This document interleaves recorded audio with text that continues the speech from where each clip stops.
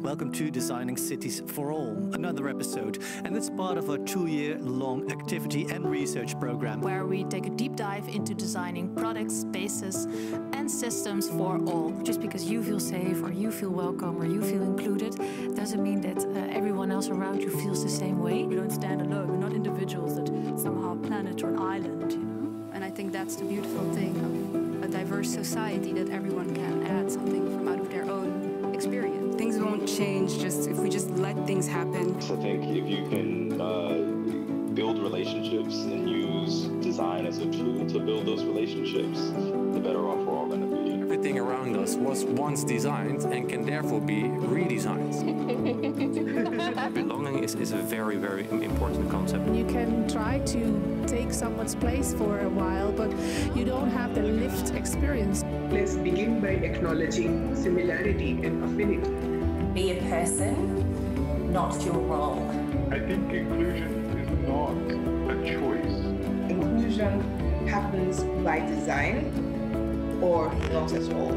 In order to create truly inclusive public spaces that are accessible to everyone, we have to underline what everyone actually is. Real inclusion, it's got nothing to do with the norm, but it's like something that we create from all different perspectives. You know, so even when we bring everybody at the table, does everybody's voice count the same? Because it's a big question of who tells these stories. You know, the more I explore about other cultures, other religions, is the more ingredients I have to make the architecture and to answer the questions I get from society. Not fitting in was a blessing, or I would have turned out just like you.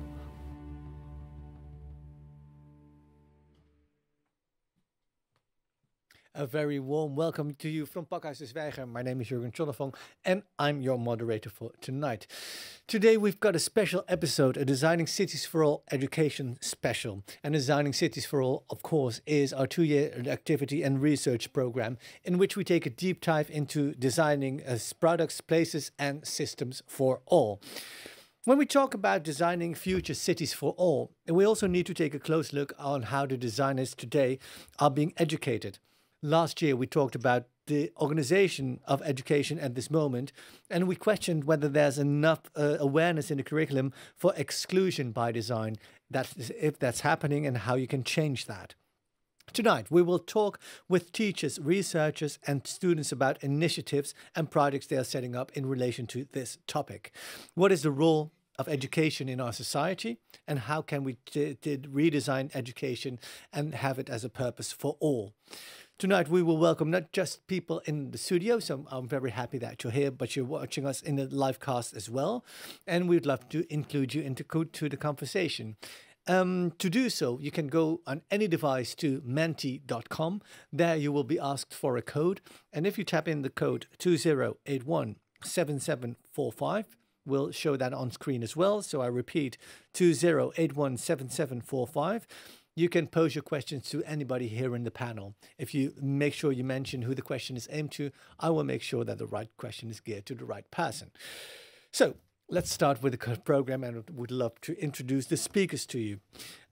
My first guest is Mieke Lopez-Cardoso. She's a senior lecturer in education and inclusive development at the Amsterdam Institute of Social Science Research, and also a part of the Governance and Inclusive Development Research Group out of the University of Amsterdam. That's quite a mouthful, isn't it? Sorry about that. That's no problem, but later we will discuss on what you actually do in life. Yeah. Seated next to Mieke is Roberto Rocco, and you're an associate professor of spatial planning and strategy at the Department of Urbanism at the TU Delft. And you also lead the discussion on diversity and inclusion at the faculty, and you work for and is one of the people behind a manifesto for the Just City. And we will discuss what that is about also later. And my final guest here at the table, in this first round at least, is Vasilis van Gemert. A warm welcome to you too. And you work as a lecturer at the University of Applied Sciences in Amsterdam, and you teaches the next generation of digital designers. So the question is, how can we design by inclusion, or should we design by exclusion? Because that's a topic you are very wrapped up in. And recently you set up the minor called exclusive design. I thought it was a typo. I thought it was inclusive design, but why is it's called exclusive design? We will discuss later as well. Mika, to start with you. In your work as an associate professor of education and inclusive development at UvA, you combine multiple approaches to foster regenerative potential, the regenerative potential of education. Regenerative potential of education. That's a tongue twister. Yeah. What is that? And why do you focus on that area of work? Thanks. It is a mouthful. And it took me a while to get to that point. In combining multiple approaches, I think when I've had the privilege and honor to work in multiple parts of the world, looking at the role of education in peace building and in socially just processes or unjust processes in different societies. And when I started to engage more with this regenerative approach to development and also to thinking about education and what is actually the potential of education, it also led me to realize that I wanted to focus a bit more on my own context. So I had the privilege to go around and learn in Bolivia about decolonizing education and indigenous forms of education, and about the oftentimes negative impact of education in contexts like Myanmar or Aceh, Indonesia, where education is not always having a very kind of socially just or peace-building role. And to bring all of these insights and what I learned back into my own university, look at and rethink actually what is the potential of education. And what for me the regenerative approach is to let me actually connect it to what is happening or what has happened more broadly in society, also here in the Netherlands. And when in 2015 we had the student uprisings here in Amsterdam at the University of Amsterdam, students started to occupy the Maagdhuis, one of the central buildings. And one of the movements coming out of that was by the students pushed for a new university, and staff got together and they started to rethink the university. And so these types of debates really inspired me to kind of, also rethink, but not only rethink what university can be in terms of developing people and developing whole human beings, and not just the intellect, but actually the whole. And to also redo, and what does it then actually mean as an educator? But what is, I understand that, and I think that applies to many universities to educate students as a whole instead of only small part. But what exactly is the regenerative part of education? That's a great question. It's actually a question that I think I won't have an answer to in the next years or so. It's something that I'm working on with many other people, mostly with students. But why the need for regenerative education? And what's the basic focus of the central question that you try to find the answer to? I think it's actually posing the question itself of how to regenerate education, how to make education more vital. So if I look at education and what it has become, also here in the Netherlands and in other parts of the world, it's almost an efficiency machine. It's a factory where people go into a mold and they follow standardized curricula. They need to absorb or reproduce standardized knowledge, and it doesn't spark the potential in human beings, in whole human beings anymore. So it's really about bringing back life into a system that I think has a lot of potential to allow people to fully develop as human beings, not just the brain and the intellect, but also with a sound moral compass and where people flourish. I can imagine that, but how would you define regenerative in this context? What is being regenerative? Is that giving life or reclaiming life? What is it for you? reclaiming life, I think, is but reclaiming life, it can be in so many aspects. It really depends on how a student, so let's start with a student that comes into university, what their drive and their intrinsic motivation is.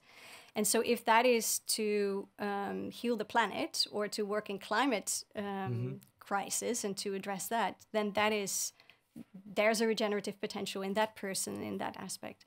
And so the university as a system, I think, can support the aliveness and regeneration and healing of broader society, which is very disconnected in a way. And in your education, you aim to co-create in that sense and work in a less hierarchical structure. Yeah. And how do you go about that?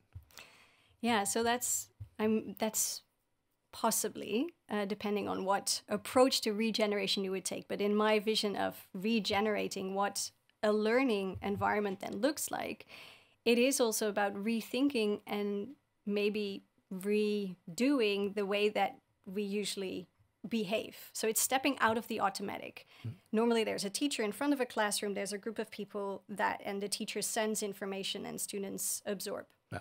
And so when we turn around those interactions and relationships, then something else happens and the energy in the room changes. And when you invite students to step up, and when as a teacher you take a step back, you allow for a whole different way of learning. So that's why I think the co-creation invites more of that human potential to come to the fore. And let's be honest, to work in a university is a privilege in itself.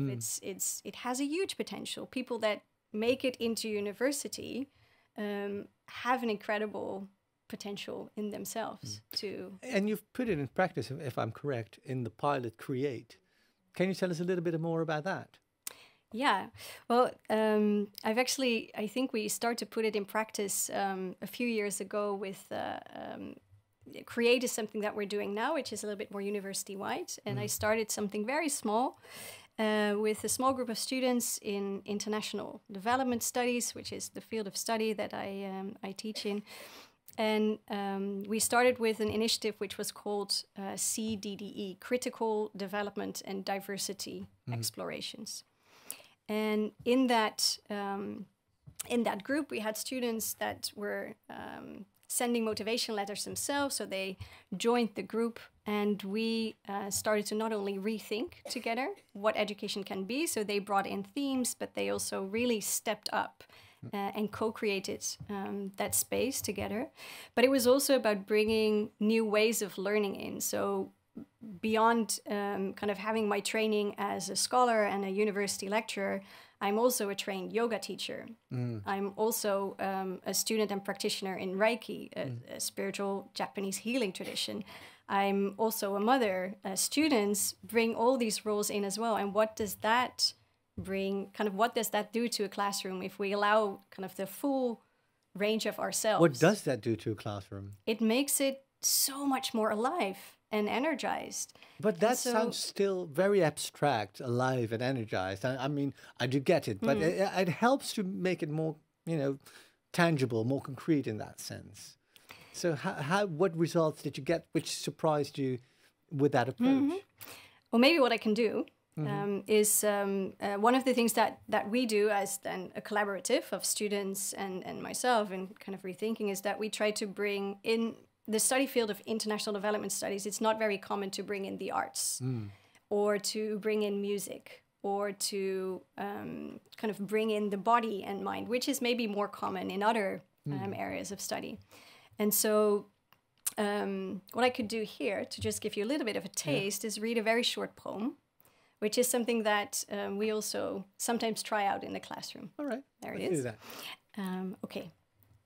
So so this poem for me, it always resonates a bit, but I always need to take a deep breath. So maybe you'd want to do the same thing. So before jumping in, so just take a deep breath.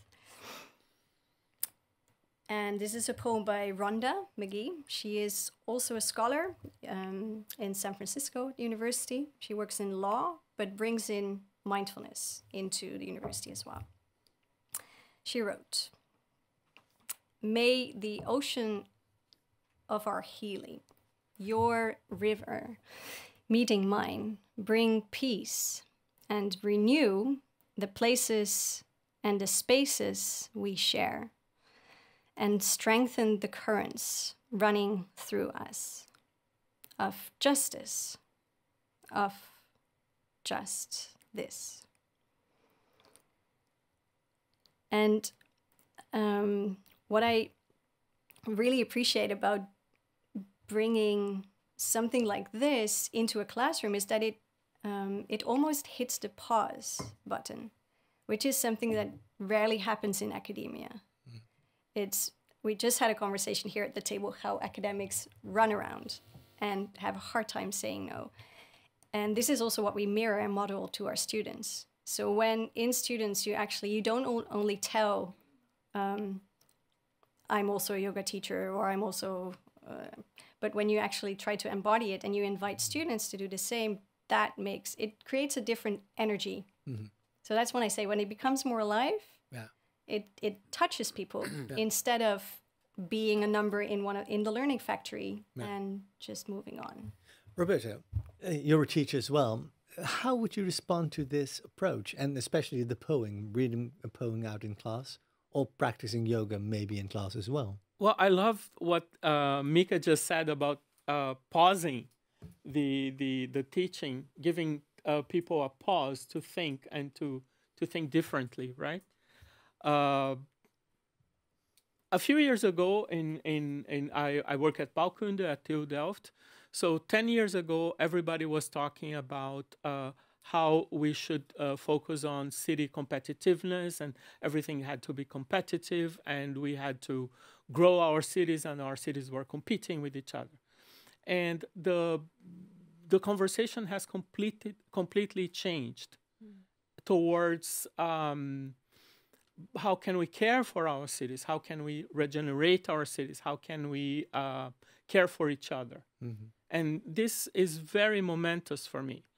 And I think what Mika is telling us about is how can we explore this moment of reflection and introduce more moments of reflection in the classroom so that the students can, embark on this journey of thinking differently, right? One of the topics you focus on is spatial justice. Mm-hmm. What, in your opinion, is that? Well, somebody left. Spatial justice is a concept that comes from understanding that justice doesn't happen only between humans, between you and me. It happens in space. It happens somewhere. And justice happens in the city many times. And spatial justice has two components. One is the distributive component. So how do we distribute the burdens and the benefits of our association as human beings? And it's important to reflect that we need to distribute the burdens as well, not only the benefits. And the other dimension is the procedural dimension. So how do we decide together how we are going to live together in the city or in this planet, right? So understanding that justice happens somewhere, it happens between people for sure, but it happens somewhere and it creates places as well. But if you talk about spatial justice, especially what we see in cities like Amsterdam, but also London or Paris, spatial justice is not accessible for everybody. You need to have money, you need to have kind of a privilege in order to have access to that space. Oh, you're being very generous because you gave examples of wonderful cities where there is a lot of spatial justice. I come from Sao Paulo in Brazil. Yeah. Where it's abysmal, the difference between how some people live and the majority lives, right? And I think that's our job, to make this abyss a little bit closer. How can we go about it? Because what we see now, especially about spatial justice in the sense of housing, you see in the sense of, the cost of living, there is this huge complaint and worry as well that cities will become the domains of the rich or the privileged. But cities are the domain of the rich already. They are. And what do you think about that? Well, I think it's abhorrent, but we live in. I think we live in a system, capitalism, that is not conducive to human life. And how do you go about it as a teacher? What do you teach your students in order to deal with it, or maybe to change that? I try, and I'm not saying I'm succeeding, but I try to teach them to think critically about these things and to make the right decisions when the time comes to make decisions about how to design and plan the city. And last year you presented the Manifesto for the Just City. Mm-hmm. What is that? So the Manifesto is a big cry against cynicism. We are all very cynical about our government, about democracy, about everything that is happening. We don't believe in anything anymore. And the students feel that. And I want to tell the students, look, if we are able to articulate a different future, I think we can accomplish it. Justice doesn't exist in nature, right? It's something we invented to be able to live together. And as justice, we have invented a lot of other things: money, governments, the church, and so on. If we are able to invent those things, we are able to invent better futures. But I have to say, let me tell you that it's very hard to convince people about these ideas, because they say, you are naive. This is never going to happen. This is never going to work in my country. That's what I hear very, very often. And what I want to tell people is, well, if you have to decolonize your mind from, everything that comes before, to be able to imagine these futures. You have to get rid of the system and patterns that have been embedded in us from from a young age onwards, and to focus on new strategies and new futures. If you look at that manifesto, is that happening? And what are the most surprising elements of the manifesto that was published? So I'm borrowing the words of Faranak Miraftab. She's a scholar from the University of Illinois, who talks about the decolonization of the mind, right? I think a lot of the manifestos are quite conservative, and they are not really breaking through to imagine this new future. The manifesto that students... because you uh, can imagine that they would be, more progressive than the teachers. They are, but they are cautious. They don't want to appear naive, so they stick to the known. And we want actually to tell them, please be crazy, invent, break the barriers. But how can I put it? It's not so easy, actually. But why should I read the manifesto if it's quite conservative? Well, they're not all conservative. They have good ideas, and they have wonderful ideas, and many of them are they're telling us something that is not written in the words. They want change, but I don't think that. I'm being completely honest. I don't think that people know what change they want. So they don't have an alternative scenario or alternative ideas to pose the system that we have now. No, I don't think anyone. If you know, please tell me what's the alternative to what's going on right now. I don't know. I want to know, and I encourage the students to explore that, and I try to give them a voice. But this year, on the 13th of June, there will be an updated version released. Yeah, volume 2. But is that as gloomy as you explained us now? Oh my God, I didn't want to give the impression that it's gloomy. I just want to temper the discussion a little bit. We had almost 90 manifestos written by people from all over the world. So you can imagine people from Saudi Arabia, Iran, India, Brazil, Canada. All these realities are so different. And it's interesting to see what are these people worried about, what are their dreams, what are they dreaming about, and I learned a lot from that exercise. Yeah. We will come back to that a bit Right. later. Vasily, what is it in your experience as well? Do you share the idea that students are still quite conservative, that innovation doesn't necessarily happen from students? Oh my God! Yeah, but because Mika, you said like I will come to Mika later, but yeah, not necessarily that they are in themselves conservative, but maybe our educational system makes them a bit conservative and a bit wary. So they're afraid to be completely creative and to come up with crazy ideas. Do you share that same thought? Because what you said, the students are also the example or sometimes the instigator of change in your experience. So what's the truth? I won't dive into that question, the last one, but I think it's about, so yes, the system makes students more careful, and the system, as I said, when you're trained and you're educated in becoming productive citizens that are not necessarily invited to think outside of the box and think in terms of new imaginaries of the future, then it takes courage. And so I think it's about then creating a space within education so that students can kind of find or re-find that courage, because I do believe it's in there. And it's interesting. So I noticed with that co-creation process and stepping back, which actually is not an easy process, because as an educator, you have to let go of your kind of prestige and control of the classroom and all of, and in doing so, in allowing that space, I think, something magical did happen in terms of students really.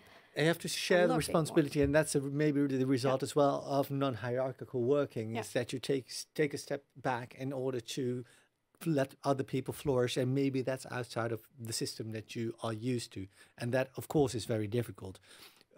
Talking about systems that we are used to, and new narratives in that sense. You're a designer and a lecturer at the University of Applied Sciences in Amsterdam, and that minor that we talked about is exclusive design.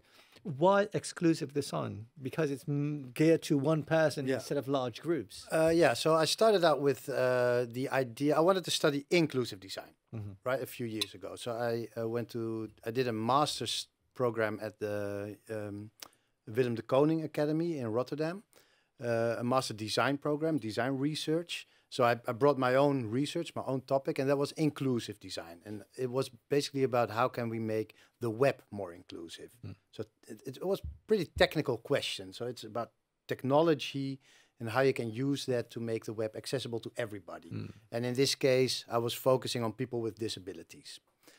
And there are all kinds of ways to do that. So there are all kinds of guidelines.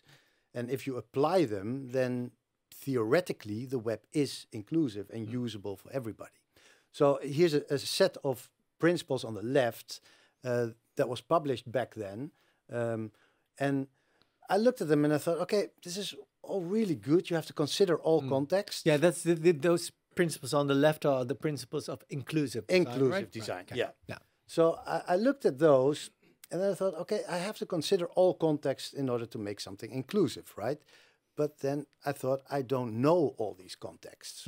There are so many contexts, and I know theoretically about how somebody who is blind uses the web, but I've never actually seen how they use it. Or I've seen maybe one or two people use it, but I've never really seen many people, different people use it. I don't know what the problem is if you're deaf and you meet a movie or you meet a podcast. What's the issue? I don't know. I can imagine something. So instead of large groups using the web, you focus on somebody with a certain disability or a certain challenge in order to create something that fits one person. And you brought examples with you as well, right? Yeah, that's true. So I thought, okay, if I want to know all these contexts first, I have to meet all these contexts. And then I thought, if I meet all these contexts and I study them and I see that, well, the things that we have been making over the the last 20, 30 years don't actually work, then that means that we are allowed to ignore the conventions that are out there, and we have to reimagine these conventions and come up with better ones, right? And in order to do so, I thought, okay, we need to bring in their identity, because this is also something, the web has been built basically by people like me when I was younger.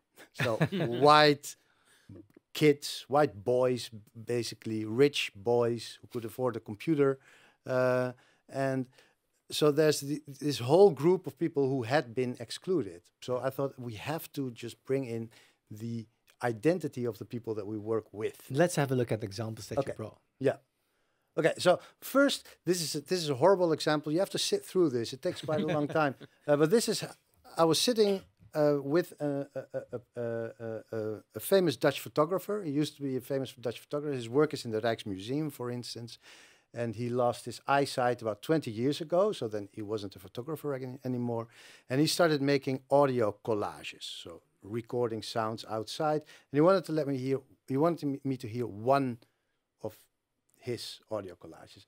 Yes. Geluidinzicht maakt ruimte tactiel en auditief beleefbaar. Pages. 89 links. Just look at how horrible it is. 25 headings.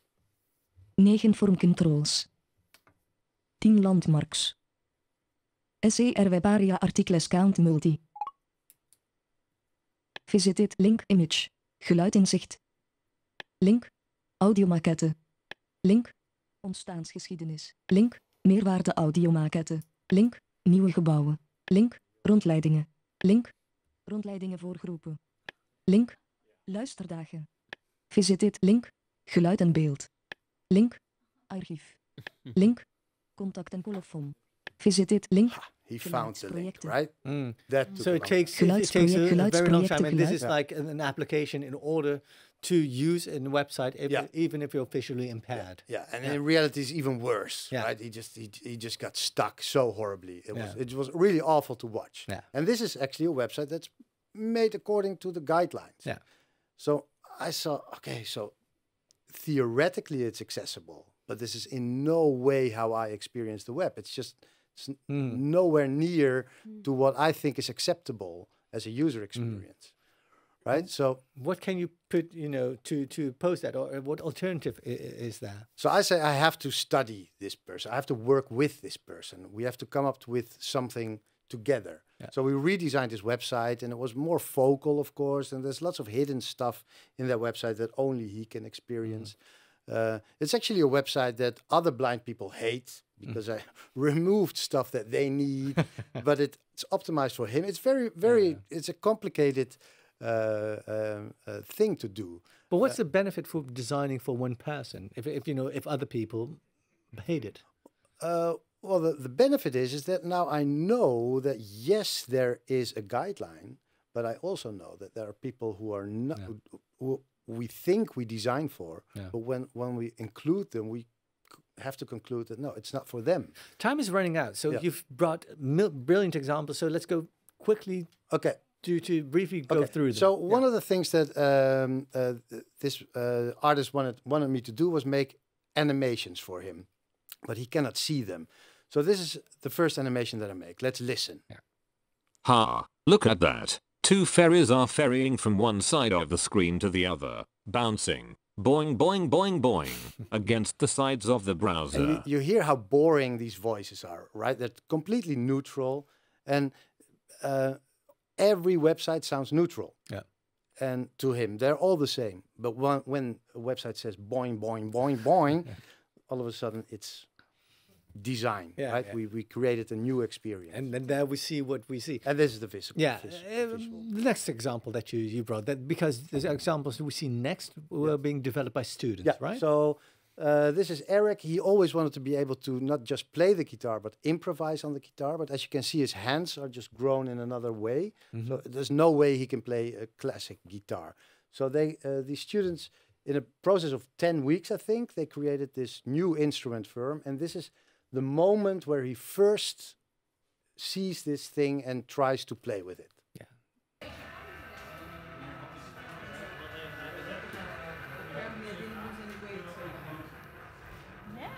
So the sound is not good, but you see him doing something like wow, wow, wow, wow, wow. And this is tailor-made to his musical taste. It's tailor-made to what kind of music he would like to play. Yeah. So I think this is a fantastic example of what you can create by focusing really on one person, on their needs. I want this guitar, right? You want that guitar I want to I want to play that. Yeah. And we've got a final example. Let's have a look at that as well. So this is a course where I ask my students, what is a movie like when you're deaf? So a lot of the suspense in a movie is in the sound, right? And without sound, most movies are really, really boring.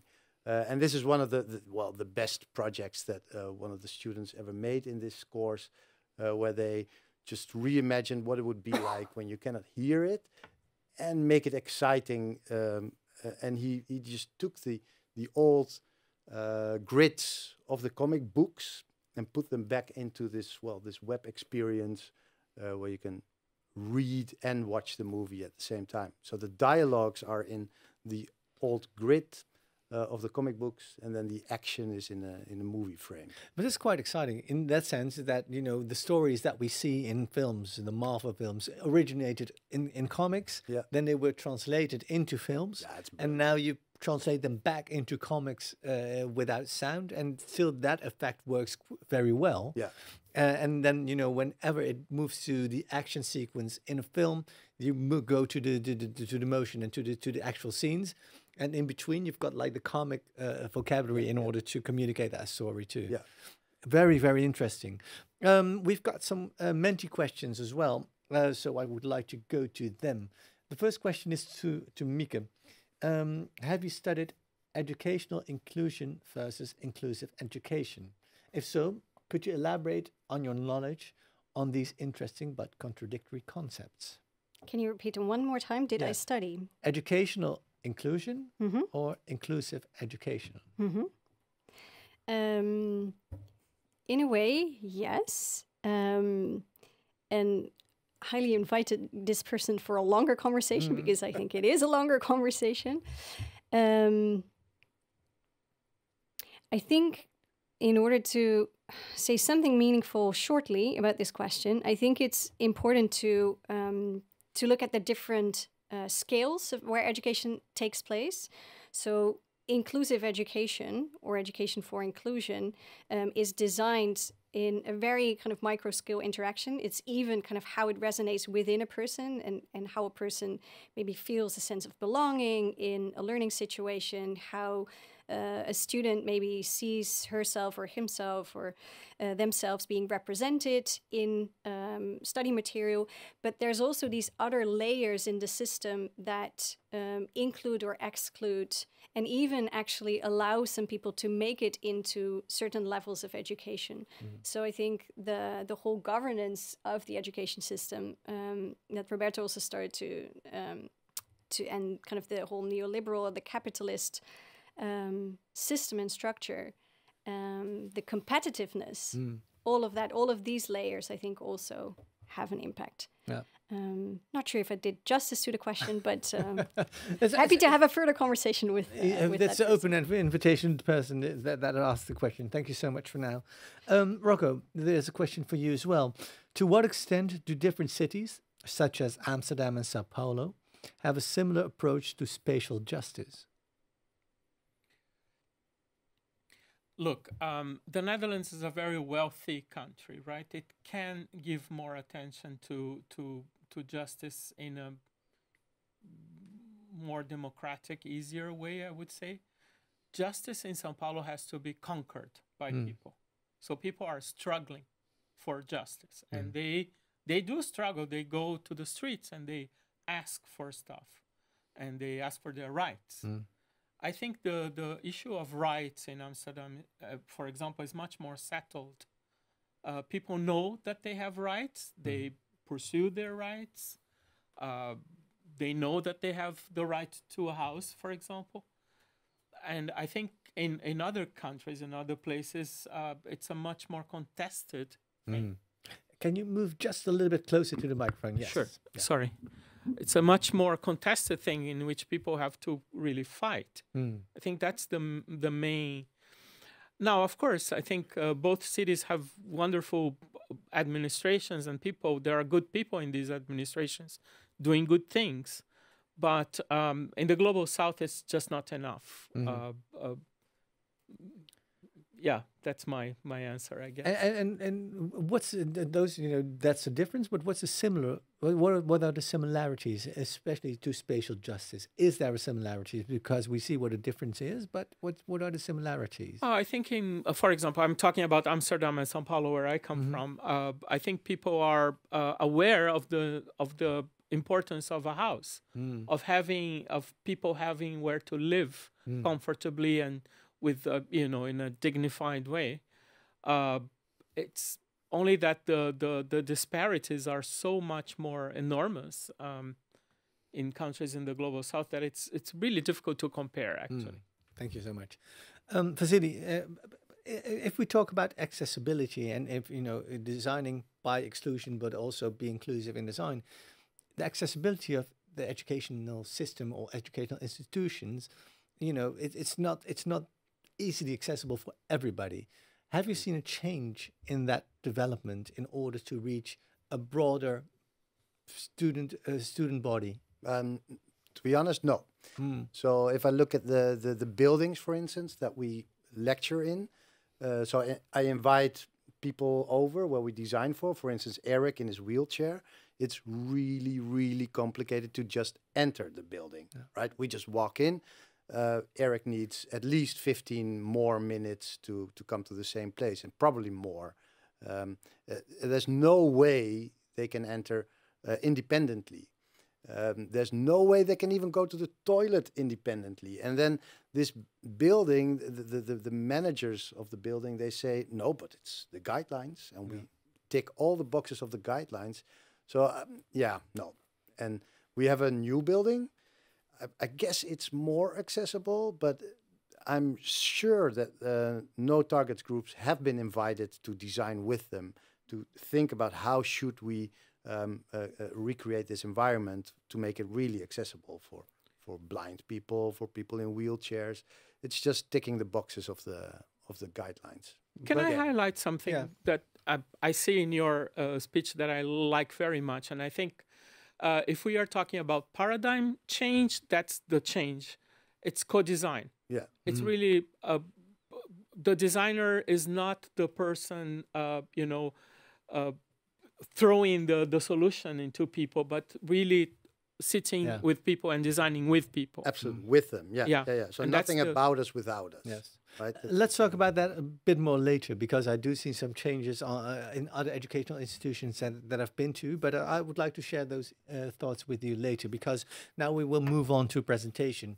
And we've invited Mari Fujiwara and Haris Arnautovic, who are both trainees, Digital Transformation Design at the Digital Society School, to tell us about the research that they've done. So I'd like to invite you on stage, and a warm welcome to them, please.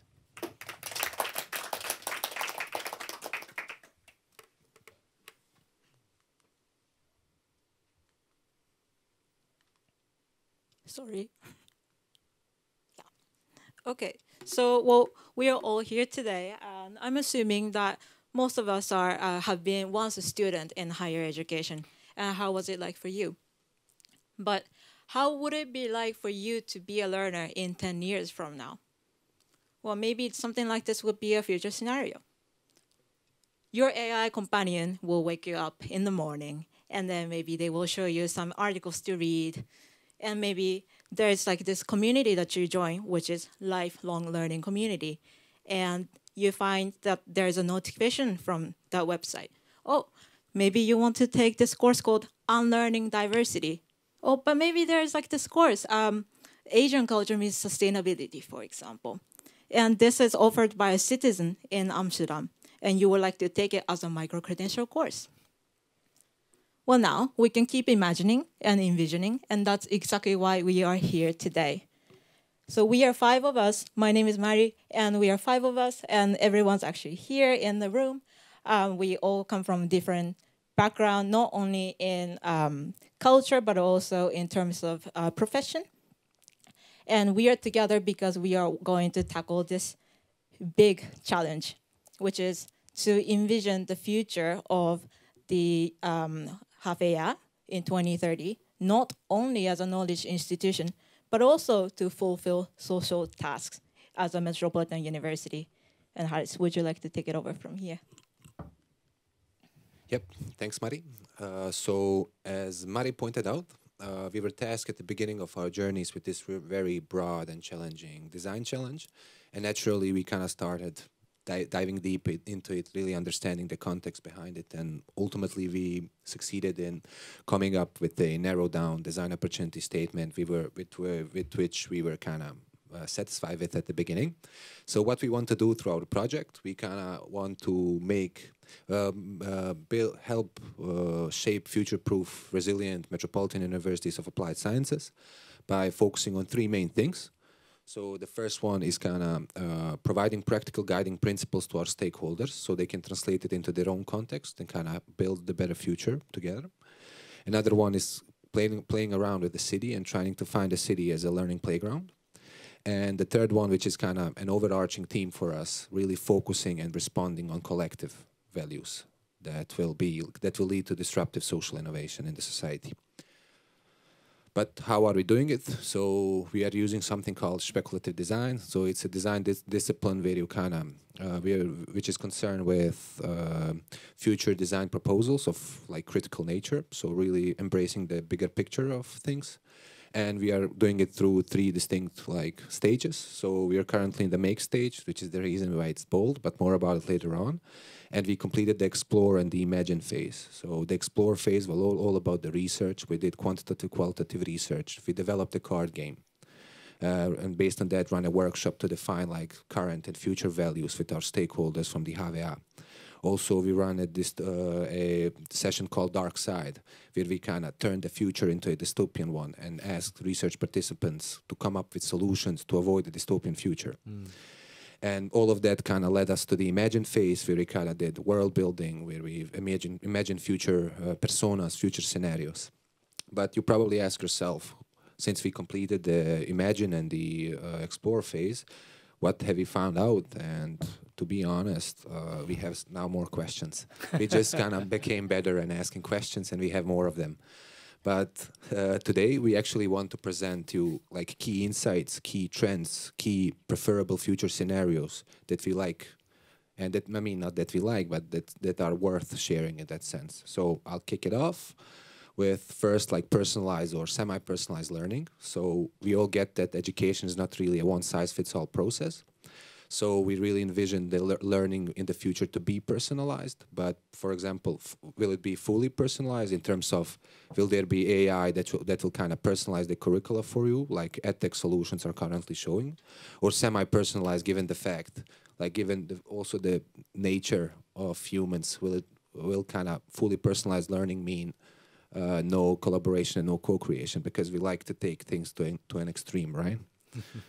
And online education here to stay. It's no longer a niche. COVID-19 showed it. It's here, it's big, it's gonna stay, especially when talking about online degrees, online universities. We even found out like a startup in Singapore, Elite Meta. They're building Elite Education City, which is a metaverse for learning, only for learning the whole city. And also like universities asking asking questions today. Should we make an online campus since we have a physical one? And yeah. Another one is including them all, the era of lifelong learners, really. We envision a future where universities will actually be lifelong companions of people. So really kind of being part of their personal and professional journey throughout their life, like their career in that sense. Especially when talking about like the current structure. For example, we have 1 billion people who need to be reskilled by 2030.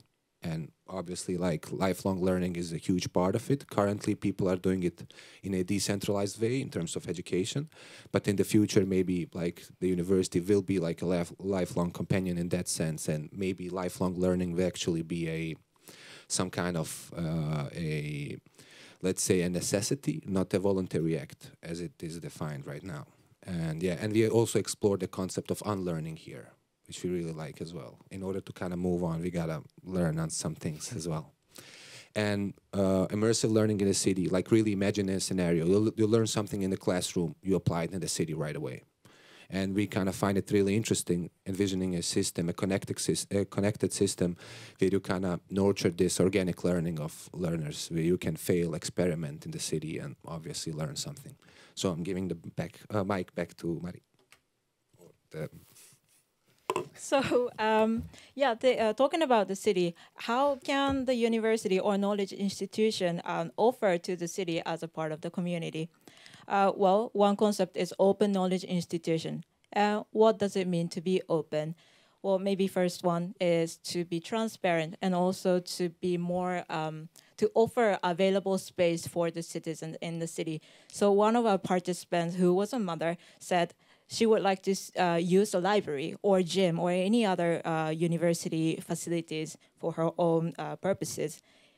And then maybe second thing is that, so open means sharing knowledge. How can we build on top of each other's knowledge rather than having different small things and then, you know, not knowing what other people are doing, but rather, yeah, how can we have a bigger joint impact to the society? I mean, yes, we are here today and it's all great, but how haven't we collaborated before?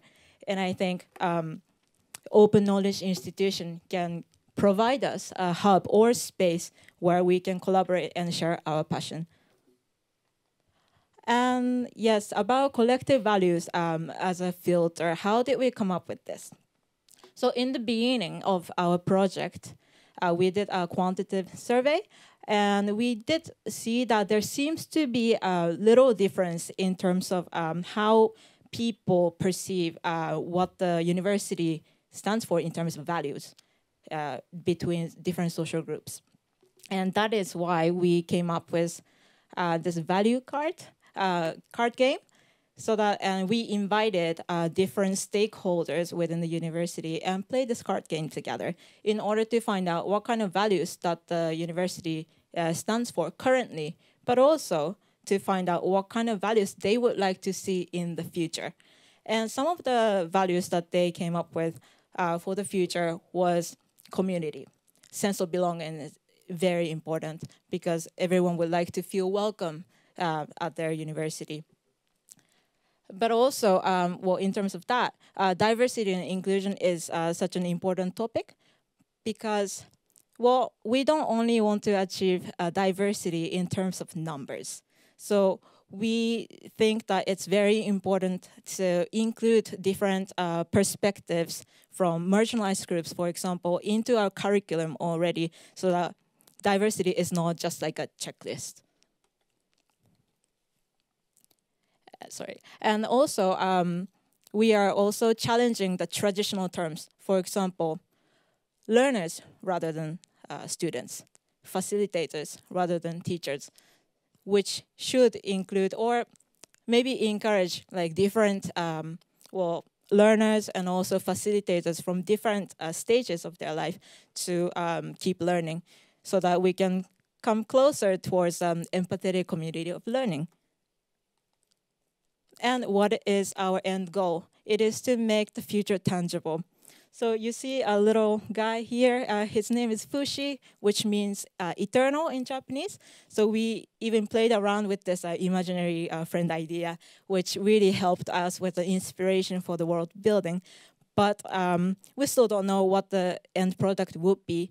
But come find out on the June 15th, because that's when we have the final showcase at the DSS, Digital Society School, so you can sense the future.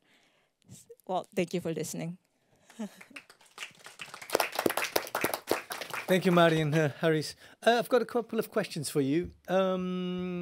It's very interesting how you sometimes imagine dystopian futures in order to find solution to prevent that. But in a sense, we've all almost reached a dystopian reality at this moment, because we just at the table talked about how schools and institutions should be open spaces and accessible for everybody, and that's not happening at the moment.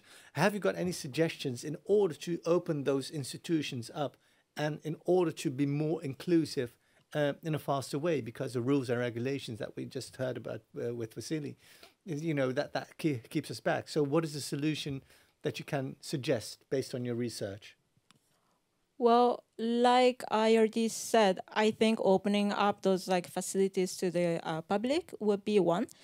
Well, I mean, right now, libraries are already public to, everyone. But then, like, some people don't really know that they can visit the library. So I think there is also a problem in terms of like how the knowledge institutions are communicating about their role as well. So it can change. I think it's an easy one to tackle. Right, to opening up.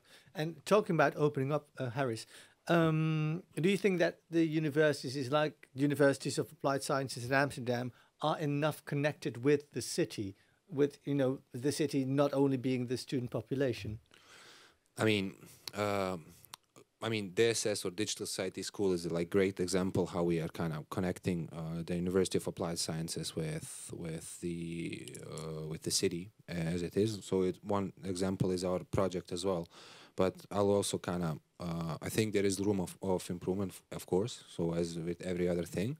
But I think kind of we need to find this common ground between us, and I think like the communication is one thing, but also like communicating the communication of the opportunity, but also the communication of the value for the citizens, for the all stakeholders as well. So really like working towards these open knowledge institutions where we kind of, as Mari mentioned, build on top of each other, rather than build parallel worlds like in our own like rooms, let's say so. So we really envision future like that. Yeah. But we can perceive educational institutions sometimes as mammoth tankers that move very, very slowly. How much time do we need in order to move into that direction? I mean, there's this one thing of like these big uncertainties. So one of them was definitely the pandemic like a couple of years ago, and it certainly moved us. Like we did made a huge leap forward. But I think like on the other side, it's just like a thing of mindset in that sense, and that's the hardest part when we talk about like change as well. So yeah, we like initiatives like these, probably like this event. The projects that all of speakers did are doing are like really great ways to communicate it and kind of really work with students as well, because we also, even though we are here students, we really think that like this co-creation moment, which we kind of mentioned on multiple occasions in our project, is really important for the students, especially when talking about education or knowledge institutions, since they are essentially those who use it. So we kind of really have a learner-centric or student-centric education. Yeah. I hope you're not saying we need another pandemic in order to change our mind, state of mind. If you look at the role of education institutions in future, the lifelong learning is something that you've mentioned as well, but also that it's not voluntarily. Can you elaborate on that as well? Well, I mean, we are now facing really big global challenges like climate change or massive skills shortage. I don't think we have time to not do anything. So I think that is why it is necessary that we keep learning so that we can, just come closer to a better future together. Great. Mari, can I invite you to join us here at the table? Thank you so much, Harris, for your presentation. A warm hand for Harris, please. We're moving into the final minutes of our program, at least of our live cast. What are the reactions here at the table to the presentation that we just saw? Mika, can I start with you? Yeah, I saw in this presentation all of the conversations coming together around this idea of co-creation. If we think about designing the new future of education, that can't be done without engaging with the students that it actually concerns. But I think it's also interesting that you brought in this idea of lifelong learning, and not as something that is kind of just loose, but as something that you could really... what does it actually mean then to learn when you're in your 80s or in your 90s? What does it mean to learn when you're just 3 months old? And how do we cater for that life experience? So yeah, thanks. It was really enriching. Thank you. Well, I was fascinated when you said that unlearning is important. I really think it's a brilliant idea, because we need to unlearn a lot of the things we learned until now. to deal how we deal with each other, how we deal with the planet, how we deal with history, and it's very close to the notion of decolonizing our minds, I think. And I hope we can talk more later about how to do that, how to unlearn. Yeah, definitely. Yeah. Well, what is it? Because what Iris mentioned as well is that you have to change the state of mind. The pandemic helped us, move ahead in that sense a bit. What is necessary or obligatory in order for that change of mind in institutions? Because that mindset is very, very strong. How can you change that? Well, some people believe we need disasters for mind frames to change. I hope not. I hope we can change without disasters. But if you look at your own institution, is it changing fast enough? I don't think it's changing fast enough. We need to work much, much harder. But there is change happening. And institutions are important. People are also cynic about institutions, right? Nobody wants institutions anymore. Yeah. But I can't think of a better way of people to cooperate and work together. But of course, institutions need to change and become much more cooperative, co-design kind of experiences, like Mari and Iris were explaining. Am I right by saying that students are too goody two-shoes? They just do what is expected, and the riots, maybe we need some student riots actually in order to change, to have them change. What do you think? Aren't you're just being too good? Maybe. I mean, like you were talking about like how students were kind of being conservative. They're maybe scared to be crazy. I mean, that's true because most of the students, I mean, not us at the Digital Society School, but normally when you're doing your bachelor's or master's or anything, you're being graded and you don't want to fail. You have to get this piece of paper at the end of the day. And in order to gain that, you have to somehow fall under like this guidelines of obtaining this degree. And it's hard to not care about that. But if you look back in history at the 60s, for example, not too long ago, there were these protests that did bring about a change. Yeah. Sometimes it's debated whether it was the right change at the right time. But still, Vasily, what's your opinion about that? I'm not sure if it's the institutions, actually. It could also be the way that we have to study in the Netherlands at the moment, where you have to borrow a lot of money. So there's a lot of pressure from there as well. If I remember how I was as a student, I had all the time in the world. There was no hurry there. And but that was ages ago. Yeah, but that was also, it gave me freedom to experiment a little bit, right? And if you only have this pressure that you have to just be really good and pass every exam, and if you don't, well, that's 100,000 euros extra, right? That would give me a lot of stress. Yeah. And I didn't have that stress. I had the freedom to play around, to fuck around. But then again, society has changed, so you have to, adapt to the working life that you're going to be entering at the end of your studies. So you can't play around anymore, or do you think you can? I think you should. Yeah. I mean, after school, you start working. I mean, come on, when are we going to play, right? And even before you go to university, it's also very much in you have to just. How do you call it? You have to achieve the goals, exactly. And you have to do that. It's very goals-driven instead of play-driven or creativity-driven. It's very much you have to achieve these goals to be successful. Any other reactions to the presentation that we just saw? Well, to me, it's when somebody tells me you have to learn, you have to keep on learning. I'm not sure if I want to. And I can imagine that many people don't want to. So when it's forced, I think that's not a very good idea. But on the other hand, it's brilliant to just start imagining all these different types of. But still, what Mari said, we have to do that in order to stimulate people to come up with solutions, because we don't have the luxury with certain themes.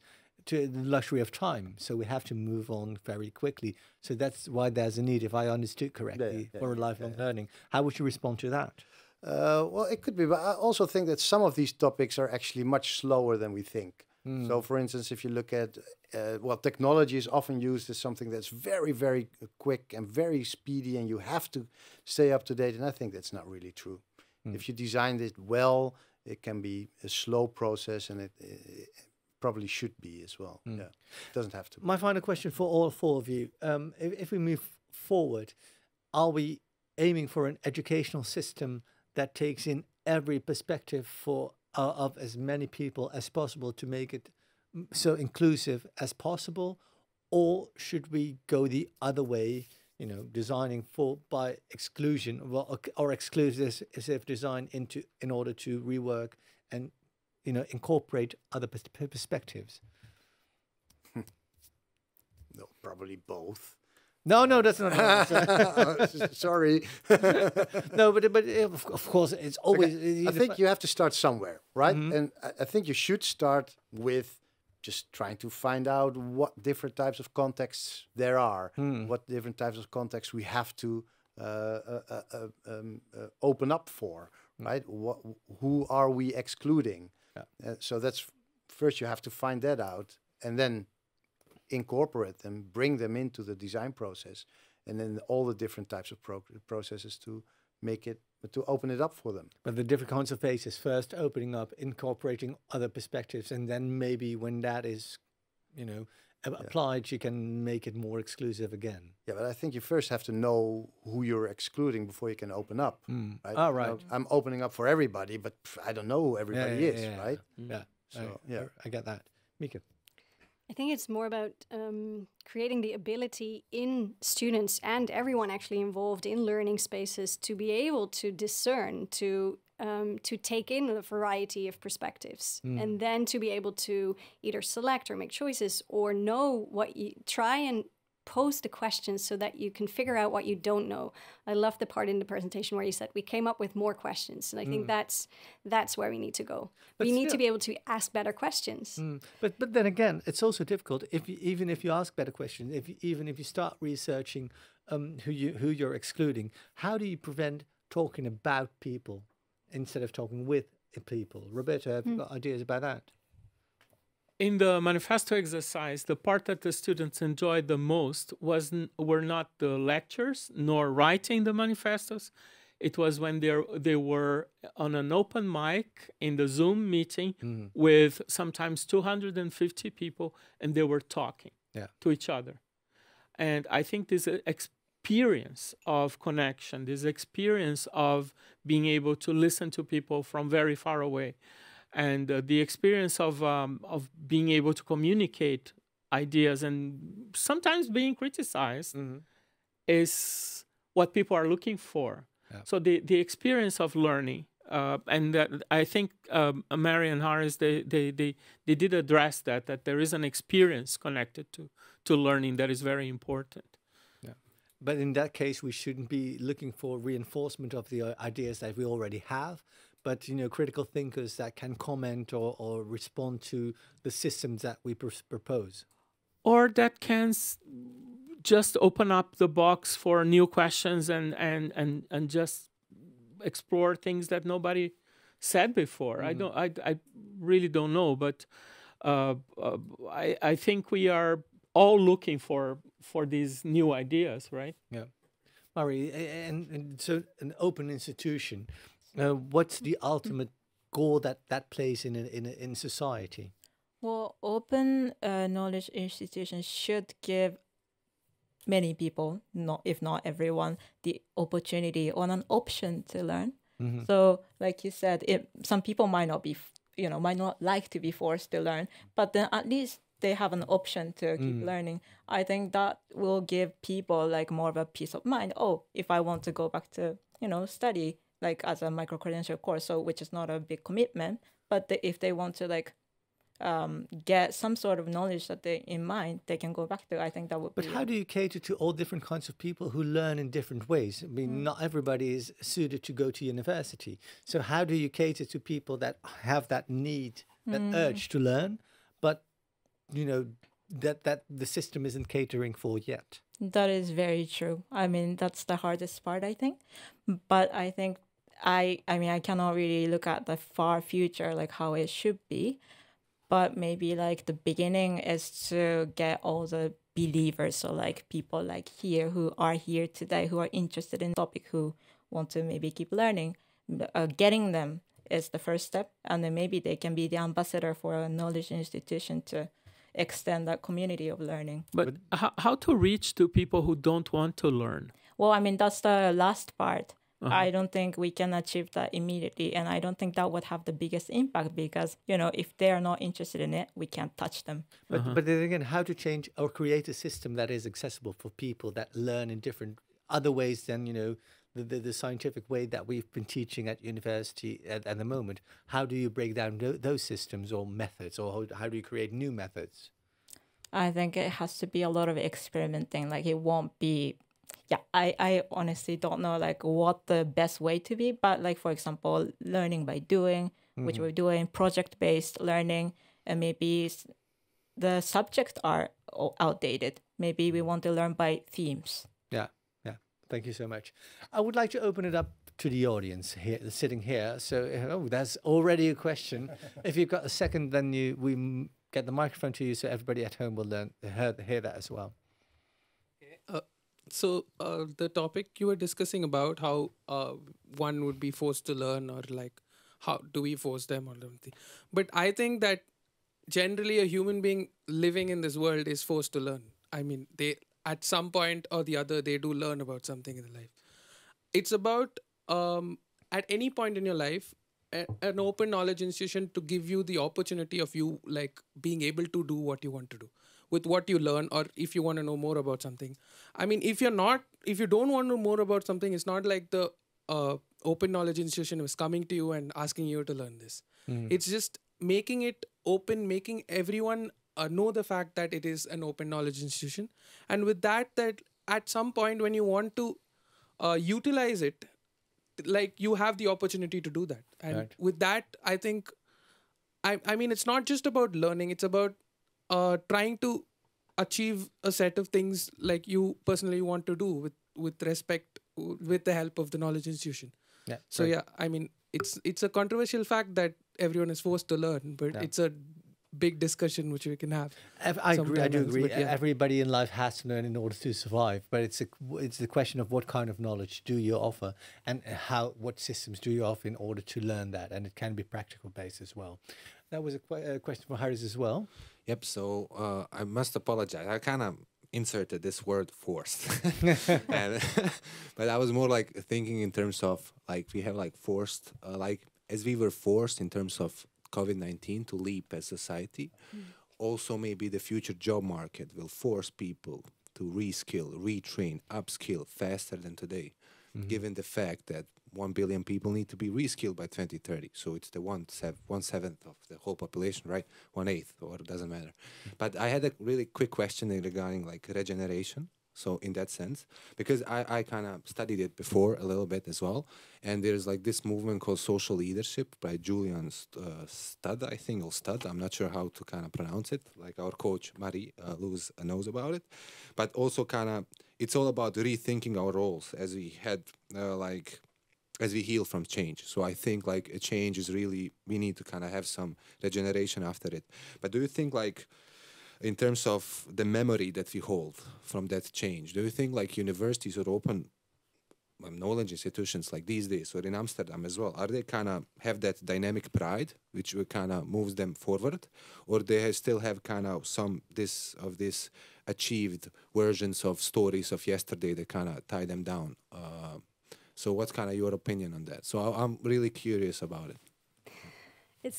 And I think that question is to me. Is that correct? I think the question beautifully lays the connection between how stories are important if we consider regeneration. So what stories do institutions hold? What identities do institutions actually hold for themselves? And how does that influence also whom they attract? And so we can speak of open institutions and opening opportunities, but as long as people in society or citizens in cities and outside of cities don't see themselves being invited because of the identity that an institution holds, either this being historical or this being how they portray themselves as competitive or yeah, so I think the stories are super important. And it's also, I think it's also important within the education then to, if we think of regeneration, it's about, Roberto mentioned the word paradigms before, it's about allowing students and those that design education with and for students, teachers, educators, lecturers, to become more conscious about what paradigm do I actually work from, what vision of the world do I hold, and what does that mean for the type of education that I design. And if we design for just improving the systems that we have or maintaining what we already have, then we keep on going as we go. If we really want to change not just our minds, but the way that we are beings, the way that we are, the way that we interrelate to each other, to nature, to the world, that requires a different worldview. And so in that sense, I think a more regenerative worldview requires also a radical shift in the way that we not only think of education, but the potential that we can recreate. Yes. Thank you so much. There's another question from the audience, I believe. A beautiful bridge. I missed the word nature in the whole evening, and you just mentioned it, and also with the regenerative thinking. And if we turn back the clock, the city will be 700 years old in 2025. So we turn the clock back in the beginning, 750 years back. How the city will look like if we think about this complete new way of thinking. We messed up now a lot of things. How the city will look like when you start from the beginning, with with right for natures, by example. That also he's mentioning it, that we are also we are eco-driven, and we now start to turn it around in an ego-driven from environment. That's my question. How the city will look like if you apply this? Yes, Mieke. I think. Yeah, can I go again? Yeah, you can go again. Fantastic. I would, for once, I would love to go 750 years back and see what it was like back then. Vasily wouldn't, and I wouldn't either. You probably wouldn't either. No, probably I might have to change body and gender and all of these things to be able to have a full experience. I don't know what it would look like if we turn it back, but I do know that the disconnection that I think we talked about in terms of people feeling disconnected and disconnections between groups, there's a strong disconnect between people and nature. And so I think if there is a way to, within our education systems, allow people to become more conscious of that we can't go on as we do, and we need to live together with the city, seeing the city as a living entity. And so how do we heal the city? What is the health of the city or the village or the rural place, wherever we live? Then I think it becomes more of a place for connected learning, relational learning in companion with nature and thinking more as nature. I think that doesn't happen a lot. Is there anything you would like to add to that, Roberta? I completely agree with the idea that we need new narratives about how we understand the city. And I love that you mentioned the rights of the planet and the rights of nature, right? I think the pandemic brought us something else as well. The conscience that health is much more than being healthy. Health is something much more, holistic. Yeah. And I think we need this health for us, for the city, and for the planet. So how can we think the city and the planet together being healthy? That's my big question. Yeah, thank you so much. Final questions. There are 2 questions over there as well. Yeah, thank you. I wrote it down, so I'm just going to read it out loud. The university is often concerned with individual students because learning is often seen as very individual. Yet what society demands is, in my opinion, and really my opinion, resilient and radical anti-capitalist organizing. How can we, and should the university even, nurture resilient anti-capitalist organizing? Is that possible? Vasily, is that something you would like to me? I think it is. Wow. I don't know. I think if we would make all universities anti-capitalist organizations, I think that would be very exclusive, because many people would probably disagree with what you think, right? So we would exclude lots of people to enter the university. So I think organizing such a big and open to knowledge space to such a single point of view, I don't think that's a very good idea, to be honest. I think it should be open to these kinds of ideas, just like it should be open to any kinds of ideas, and allow the exploration of these ideas and allow the debate around these ideas. And that should be, of course, the role as it has been in the past. I'm not sure if it's right now, but yeah, I think it should be open to your ideas, but also to opposite ideas. Mari, do you agree with that? Or should we just have a shift in perception to make it just radically anti-capitalist? Well, I don't think that would work, because we are currently in a capitalistic society, right? And then like if we change it right now, then we don't have the system for that. So I think a lot of people will be confused, and we don't know, like, how, because resilience doesn't just happen in one day. It's about a process. So I think it's more important to maybe like set a route to like going towards like, this kind of future, or maybe like other kind of futures, because we should be more open to different kinds of ideas. But sometimes revolutions do happen overnight, and don't we need a revolution? Because if you wait until things are ready to change, maybe it's too late. Like you mentioned, some themes are too urgent in order to wait to, when people are ready to solve it. So is sometimes revolution necessary? Yeah. I mean, as we saw like with the COVID, we had to change from one day to another. So it's, possible, I would say. But I would actually agree with you, because we can't just exclude like many different kinds of ideas. We can't just like focus on one. I think all the ideas should have a place. Okay, thanks so much. The final question. Yes. In one of Marie's slides, there was online education is here to stay. And you also talked about something in the future, there will be education in the metaverse. So my question relates to the lecturers here at the table. How do the lecturers look at this trend, and how do they experience online education themselves? Roberta. I have to tell you, I have the best experience possible with online education. I think a silver lining from the pandemic is that we are able to reach people. Let's be honest, it's not cheap to come to the Netherlands and study here, right? So at least we can reach people that wouldn't be able to be reached. Having said that, of course, it's a bummer not to be in the room with the person. The presence of people is very important. I completely agree with that, but there is a silver lining.